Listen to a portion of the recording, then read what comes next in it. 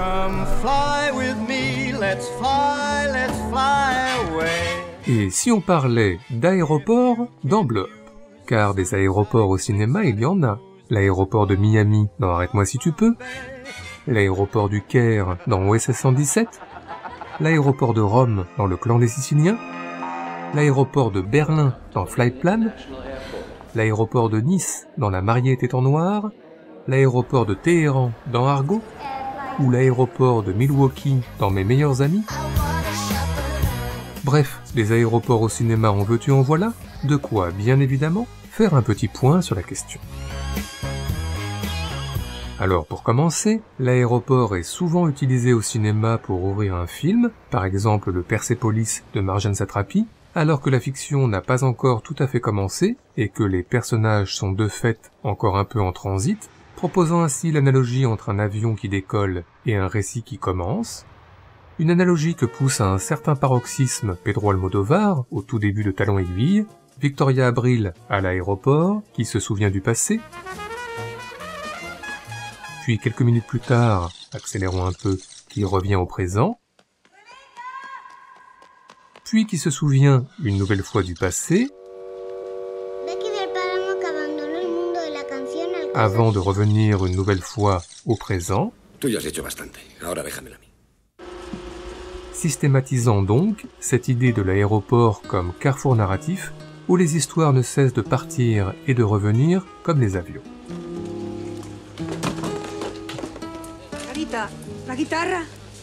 Enfin, citons un exemple que nous aimons tout particulièrement, le début de Collatéral, à l'aéroport de Los Angeles, Tom Cruise qui croise brièvement Jason Statham, presque surpris, comme si une erreur d'aiguillage, un bug de fiction venait de se produire, et chacun de reprendre ensuite sa route, Michael Mann choisissant de suivre la fiction avec Tom Cruise, laissant celle avec Jason Statham à d'autres.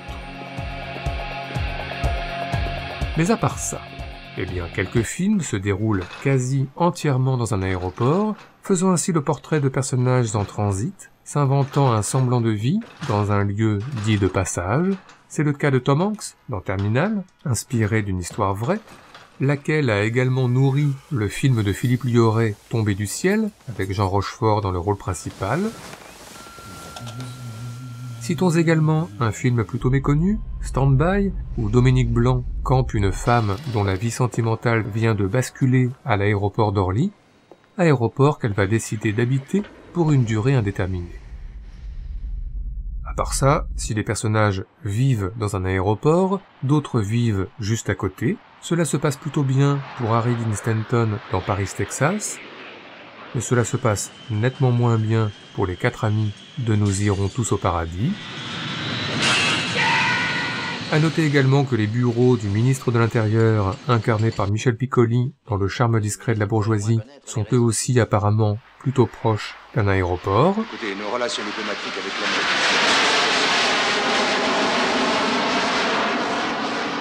Un gag qui nous fait penser à cette scène de La mort aux trousses, Léo G. Carroll sur le tarmac, qui énonce à Cary Grant le plan à suivre, et Hitchcock de le dissimuler au spectateur afin de préserver le suspense en usant d'un décollage d'avion plutôt pratique.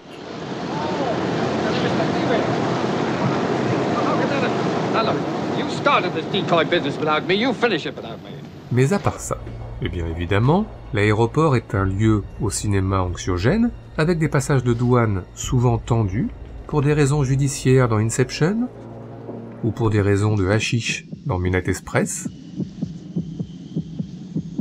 À part ça, de nombreux kidnappings se déroulent dans un aéroport, dans L'homme de Rio avec Belmondo et son ticket de 1 franc, ou dans Rabbi Jacob, où Louis de Funès et Claude Giraud usurpent les identités.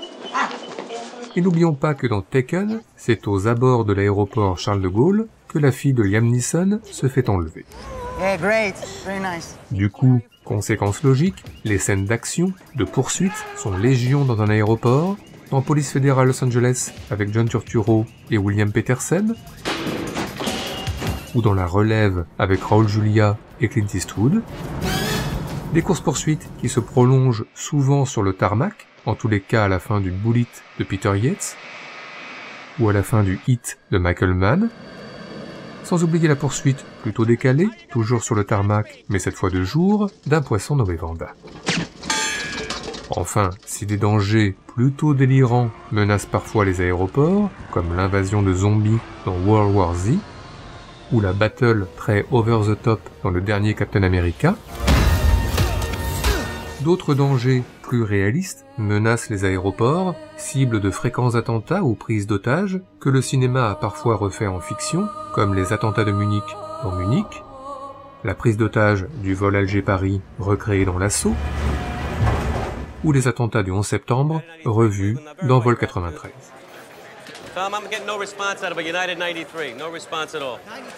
Mais encore, et bien plus réjouissant, les rencontres ou coups de foudre sont nombreux dans les aéroports, en tous les cas pour Tom Hanks et Meg Ryan dans Nuit blanche à Seattle. L'aéroport est aussi bien sûr un lieu de drague, plutôt timide pour Bill Murray et une inconnue dans Broken Flowers, ou nettement moins farouche pour Nicolas Bedos et Ludivine Sagnier dans Amour et Turbulence, ou pour Juliette Binoche et Jean Reno dans Décalage horaire. Vous en voulez un peu? C'est gentil, merci. Sans oublier la drague, totalement hors concours, de Jean-Paul Belmondo abordant Sophie Marceau dans Joyeuse Pâques. Pas de taxi, et il n'y en aura pas. Alors je vous propose une croisière. Monaco, par la grande corniche, la moyenne corniche, la petite corniche, l'Italie, l'Orient, l'aventure. Nice simplement. Non. Enfin, terminons ce tour d'horizon par une particularité liée aux aéroports qui a toujours fasciné les cinéastes, l'escalator ou le tapis roulant, qu'on le remonte comme Bruno Ganz dans L'Ami américain, ou qu'on le descende comme Pierre Richard dans Le Grand Blond avec une chaussure noire, C'est lui. qu'on le parcourt de droite à gauche comme Dustin Hoffman dans Le Lauréat, ou comme Pam Grier dans Jackie Brown, ou qu'on le parcourt en sens inverse dans The Limits of Control, ou plus décadré dans Femme au bord de la crise de nerfs, sans oublier le tapis roulant de face et toujours lentement dans Away We Go, et le tapis roulant où s'officialise la rencontre plutôt insolite entre Josh Charles et Anaïs de Moustier transformée en moineau dans Bird People. Bref, si on ajoute l'aéroport sous la neige dans 58 minutes pour vivre, et l'aéroport sous la neige, enfin presque, dans Les Amants passagers, si on ajoute Edward Norton et sa valise dans Fight Club, et Vincent McCain et sa valise aussi, enfin ce qu'il en reste, dans La Loi de la jungle. Mademoiselle, excusez-moi, vous n'avez pas vu le reste de mon bagage? Je suis pas votre esclave, je ne sais pas. Si on ajoute l'homme de ménage très concentré sur son travail dans Playtime, et l'hôtesse d'accueil très concentrée sur son travail aussi dans Mon beau-père et moi, sans oublier les billets qui volent à l'aéroport dans Obsession, et les billets qui volent à l'aéroport aussi dans l'ultime razzia, mais aussi la conférence de presse de l'écrivain Parvulesco dans À bout de souffle, et celle du producteur Swan dans Phantom of the Paradise, et puis Denzel Washington en pilote plutôt cool dans Flight, et Robert Stack en pilote plus nerveux dans Yet in a Pilote dans l'avion. On peut dire que les aéroports sont au cinéma partout, ce qui nous a donné les envies de classe. C'est donc parti pour notre traditionnel top 5 subjectif, celui des meilleures scènes d'aéroport de l'histoire du cinéma, en tous les cas pour nous.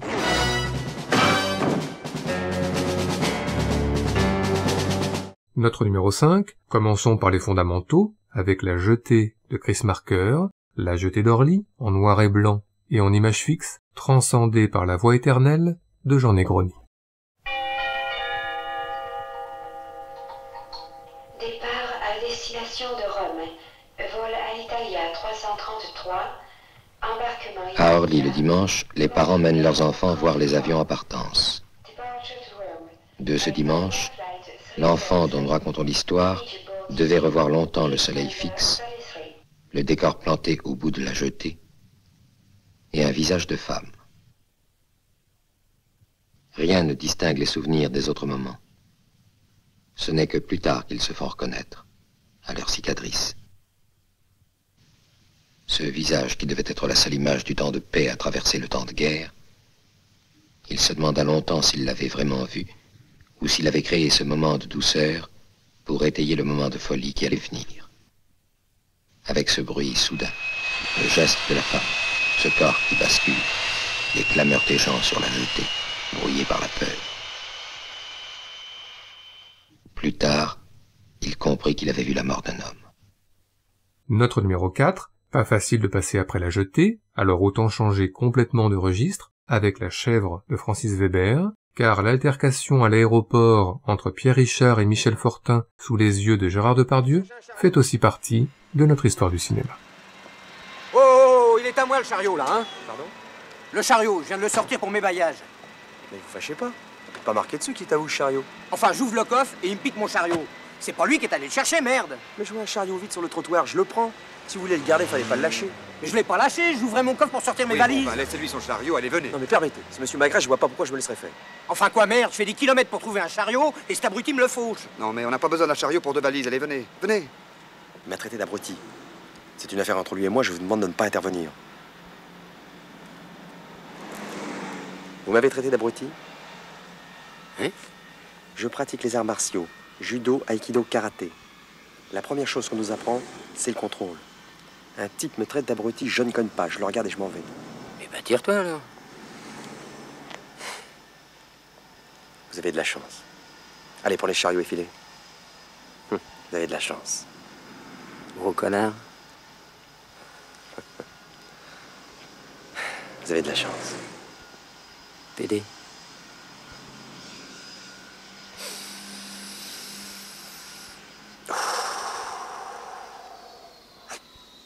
Je suis arrivé à un contrôle total. En route. Pardonnez-moi cette démonstration de force, mais j'ai horreur qu'on marche sur les pieds.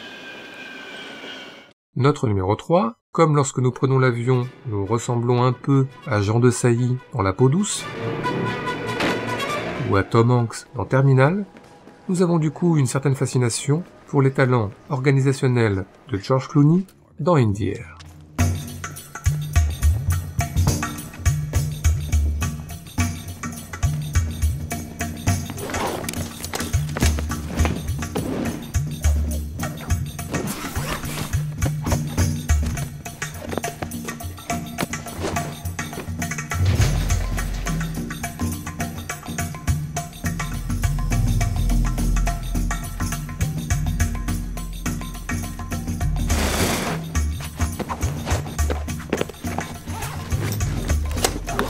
All the things you probably hate about traveling, the recycled air, the artificial lighting, the digital juice dispensers, the cheap sushi, are warm reminders that I'm home.